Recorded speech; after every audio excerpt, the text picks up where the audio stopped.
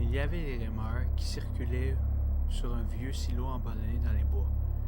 Il était situé au milieu d'un champ de terre juste à côté de la voie ferrée. Bon, on s'en fout. C'est un spectacle étrange de le voir là. Vous savez, au milieu des bois, avec de la rouille et des fuites sur les côtés. Quoi qu'il en soit, certaines rumeurs disent que ce silo est hanté par un vieux fermier qui s'est perdu et prend sa revanche sur toute personne qui entre. Ce que je dis, moi, c'est que cette rumeur, c'est des conneries. Surtout quand c'est des rumeurs de ce genre qui se propagent partout.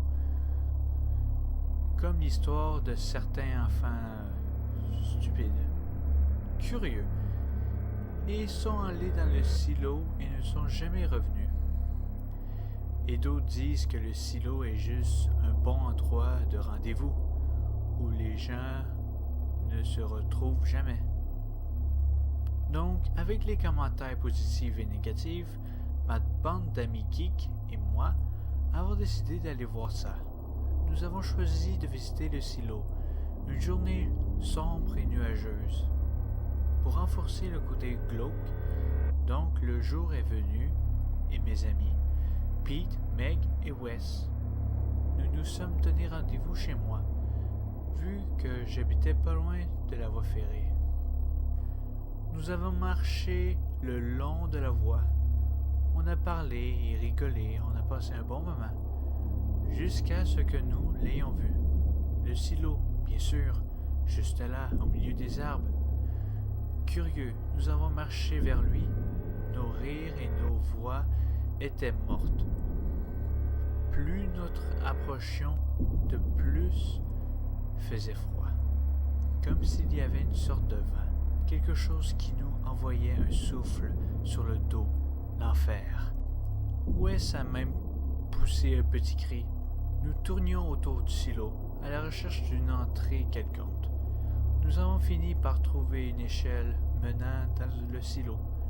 Les bureaux de l'échelle étaient coupés également pour empêcher d'ouvrir les trappes, tout au long du côté de la structure. Toutes ont été verrouillées, sauf une.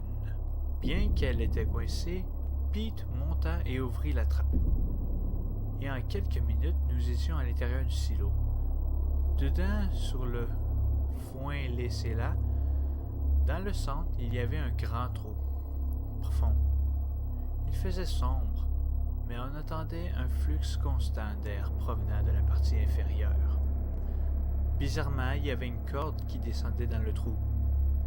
Et comme bien sûr, j'étais la seule personne intelligente du groupe, j'avais préparé tout ça. Je pris ma lampe de poche. En tenant la lampe de poche à ma bouche, j'ai commencé à descendre. Je me laissais tomber vers le bas. J'ai balayé la zone des yeux. Tout semblait sûr. Je regardais le foin éparpillé, la saleté, et aussi d'autres trappes particulières. Je fis signe aux autres de descendre. Vu il descendait, je remarquai quelque chose qui couvrait la corde. La couleur de celle-ci était rouge. J'ai caché ma panique et j'ai montré aux autres la trappe que j'avais trouvée. Pete l'ouvrit et elle révéla un trou noir. Et le truc, c'était que ça sentait la mort. Les autres l'avaient senti aussi. Et bien sûr, Wes gémissait comme une petite chienne. Meg prit son courage à deux mains et entra la première dans le trou avec une lampe. Nous l'avons suivi et nous avons traversé ce tunnel sombre pendant environ 10-15 minutes, jusqu'à ce que Meg nous dise qu'il y avait une trappe, et elle l'ouvrit, une lumière brillante remplie de tunnels. Et c'est là que nous l'avons entendu. Un cri perçant suivi par des sons de quelque chose qui marchait. Haletant, dans une tentative désespérée pour éviter la créature qui avait fait ces horribles cris, nous avons couru. Une fois que nous étions à l'extérieur du tunnel, nous avons claqué la porte, en essayant de la verrouiller. Le son avait cessé de respirer, et on poussa tous un soupir de soulagement. Nous étions dans un bloc de béton qui semblait être une ancienne fosse septique, mais avec une ouverture au sommet, et par cette ouverture, on pouvait voir la forêt. Nous avons commencé à sortir, et puis c'est revenu. Encore une fois, nous avons entendu ce son. Wes n'était même pas encore sorti du trou. Pauvre Wes. Cette créature lui griffa la main et saisit la jambe de Wes en le tirant dans le tunnel. Nous avons entendu ses cris terrifiés et puis soudain, il s'est arrêté. Nous avons entendu le claquement brusque des os et la déchirure de la chair. On était en état de choc. Les cris de Wes qui se faisait tuer McVoomy.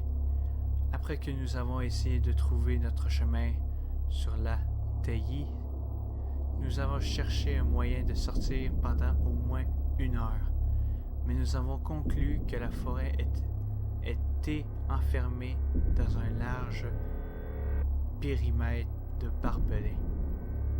Nous avons paniqué et nous n'avions aucune idée de ce que nous devions faire.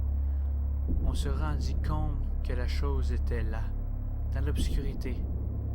La nuit tomba rapidement, et dans une panique désespérée, Meg grimpa très haut dans un arbre en espérant la chose ne serait pas la trouver. Pete trouve un petit trou dans le sol pour se cacher. Mauvaise idée encore.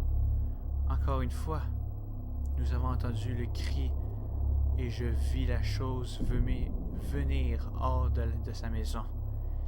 Pris dans ma panique, j'ai rapidement grimpé dans un arbre et j'ai vu Pete assis dans le trou. Moi aussi, à mon grand regret, j'avais une vue sur la créature dont nous étions confrontés. C'était la chose la plus grotesque que je n'ai jamais vue. Son visage était comme un masque blanc, pâle, contre sa peau sombre.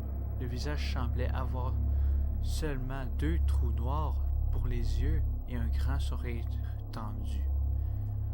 Après quelques instants d'observation, j'avais remarqué que c'était un masque. Un masque fait de peau du visage de Wes. J'avais vraiment peur. Et la chose rampait vers Pete. Je me suis assis dans l'arbre et je regardais Pete.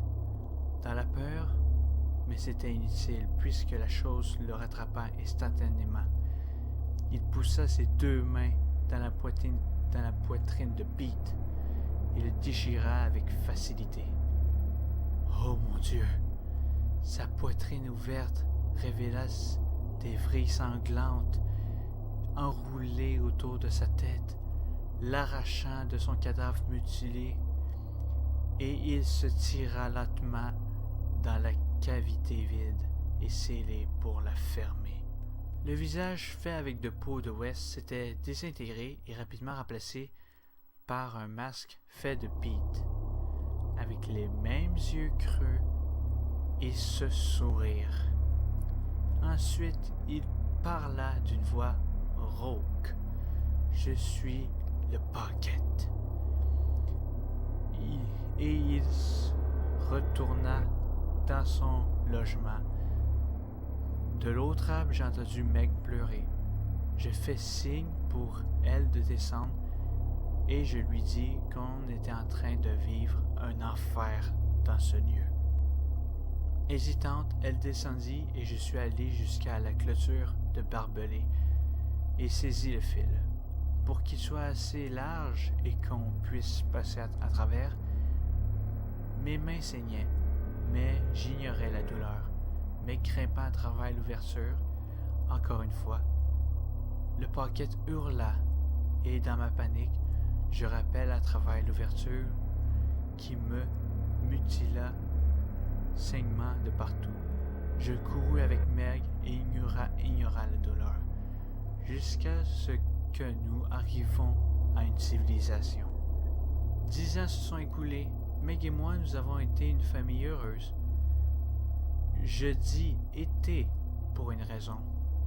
La même raison de pourquoi je vous raconte cette histoire aujourd'hui.